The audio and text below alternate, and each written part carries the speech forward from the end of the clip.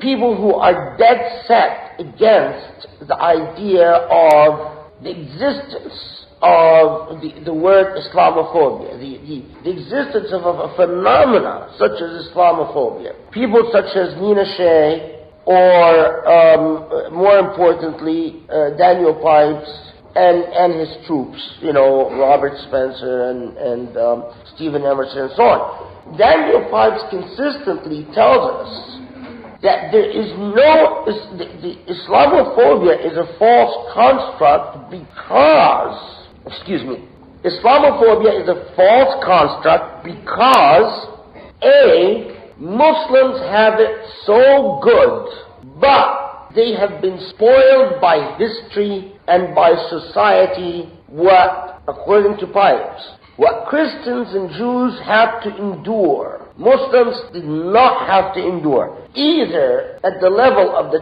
tangible, historical, so persecution, suffering, bloodshed, or at the level of the critical, meaning interrogation of their text, of their ideas. So according to Daniel Pipes and Stephen Emerson and company, Muslims are just spoiled children. They have got a free ride through history. They never suffered much. They don't suffer today, and they in terms of their ideas. No one, everyone has been just catering to these spoiled kids by watching out for their poor little feelings, by not wanting to hurt them, so they have not been seriously criticized. According to Pipes, the West is too nice. So his comment, when President Bush said Islam is a peace-loving religion, he said, aha, see, here's proof. The Palestinian suffering. The Palestinians have never had it so good. What Palestinians are good at are whining and complaining. But fundamentally, they do not. The Bosnians. Read Daniel Pipes and company, what he said about the Bosnians. Oh, they're not going through anything serious. It's just typical Muslim whining. Crusaders. The Crusaders hardly killed anyone. If those Muslims just never end whining and complaining. By God, the Jews lost in the process of the Inquisition in Spain. Of course, forget the other side of the Inquisition in Spain.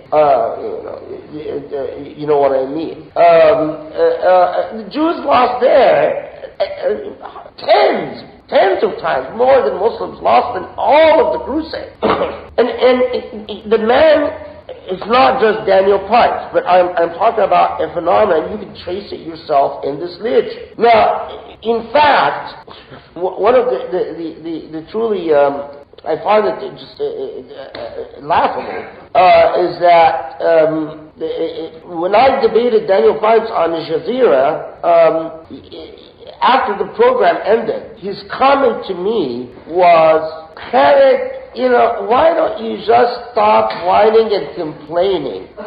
And of course, I said, well, of course you would think that I whine, and there's not a greater whiner and complainer in history than Daniel Pipes. I mean, the man drips, weeps, whining and complaining. If you watch the Jazeera debate, he said, "I didn't come here to be attacked." Who's whining and complaining here? But immediately the process of projection. And by the time the program ends, it's not him who is whining and complaining, it's me, who didn't complain of anything, didn't whine about anything. Typically, in the same style in the well-known Egyptian saying, ضربني وبكى وسباني واشتكى. He hit me, and he cried, and he rushed and beat me to complaining. And that's exactly the method in which Daniel Pipes treats the whole dynamic with the Palestinians. and company. But another component is watch the arguments about conspiracy theorists. According to Daniel Pipes and company, Daniel Pipes wrote a whole book about this, Muslims are obsessed with conspiracy theory. That's part of their problem. They are always, Muslims can never think anything is but a conspiracy. But look at the work of the Islamophobes. It is founded on a conspiratorial bed. I mean, the whole, what the Islamophobes consistently claim is a massive Muslim conspiracy to take over the world.